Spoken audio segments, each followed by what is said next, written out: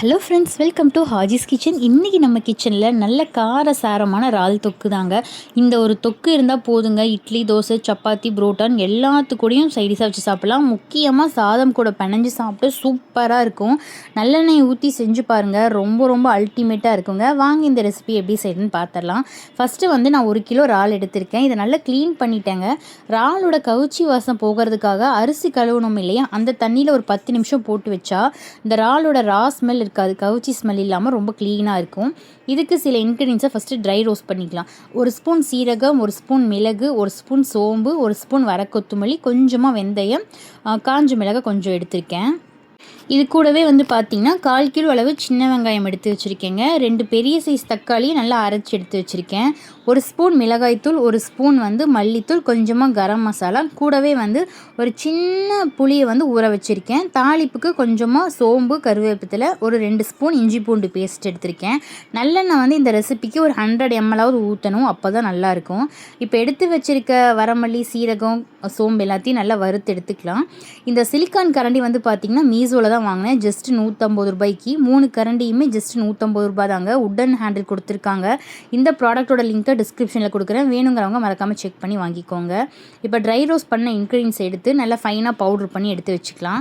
இப்போ ஒரு கடாயில் ஒரு 100 ml நல்லெண்ணெய் ஆட் பண்ணிவிட்டு சூடானதுக்கப்புறம் சோம்பு, கருவேப்பிலை ஆட் பண்ணிவிட்டு கட் பண்ணி வச்சுருக்க 1/4 கிலோ சின்ன வெங்காயத்தை ஆட் பண்ணிக்கலாம்.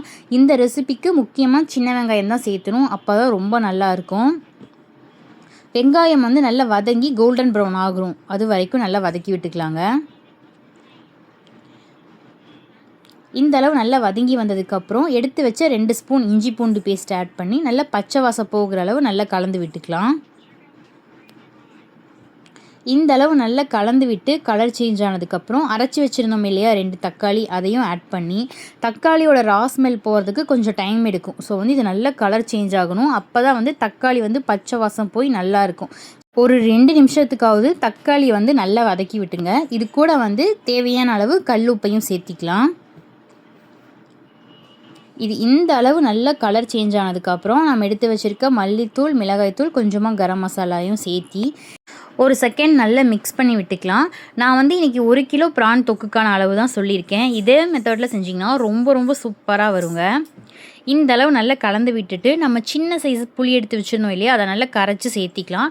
இதுக்கு புளி அதிகமாக சேர்த்தணும் இல்லை, பேருக்காக கொஞ்சமாக சேர்த்திக்கலாம்.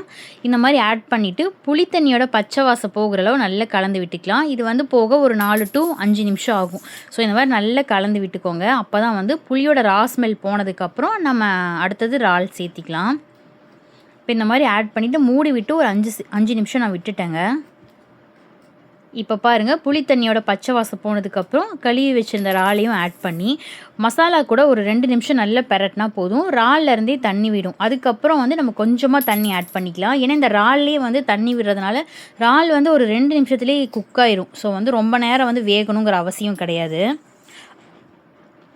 இப்போ பாருங்கள், இறால்லேருந்தே கொஞ்சம் தண்ணி விட்டுருக்கு. இதுக்கு மேலே ஒரு 1/2 டம்ளர் தண்ணி மட்டும் சேர்த்திட்டு நல்லா கலந்து விட்டு மூடி விட்டு ஒரு 10 நிமிஷம் விட்டிங்கன்னா தண்ணியெல்லாம் சுண்டி நல்ல கிரேவி கன்சிஸ்டன்சி வந்துடும். நீங்கள் இதுக்கு மேலே நல்ல தொக்காக வேணும்னு நினச்சிங்கன்னா நம்ம நல்லா பரட்டிகிட்டே இருந்தோம்னா தொக்கு மாதிரி வந்துடும். இந்த மாதிரி மூடி ஒரு 10 நிமிஷம் விட்டுறலாங்க. இப்போ 10 நிமிஷத்துக்கு அப்புறம் பாருங்கள், கிரேவி கன்சிஸ்டன்சி வந்துருச்சு.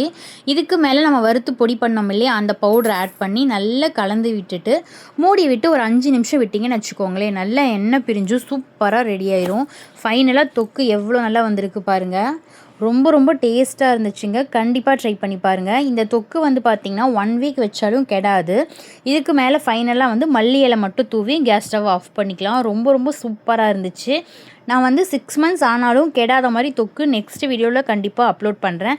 ஸோ மறக்காமல் நம்ம சேனலை சப்ஸ்கிரைப் பண்ணிக்கோங்க. நம்ம சேனலில் பார்த்திங்கன்னா DMart offer video, Smart Bazaar offer video, skin care products ரிவ்யூஸ்லாம் போட்டுட்ருக்கேன். ஸோ மறக்காமல் சப்ஸ்கிரைப் பண்ணி சப்போர்ட் பண்ணுங்கள். ஃபைனலாக ப்ரான் தொக்கு, ரசம், மாம்பழம்லாம் வச்சு லஞ்ச் சூப்பராக சாப்பிட்டோம். நீங்களும் ட்ரை பண்ணிவிட்டு எப்படி இருக்குன்னு கமெண்ட் பண்ணுங்கள். தேங்க்ஸ் ஃபார் வாட்சிங்.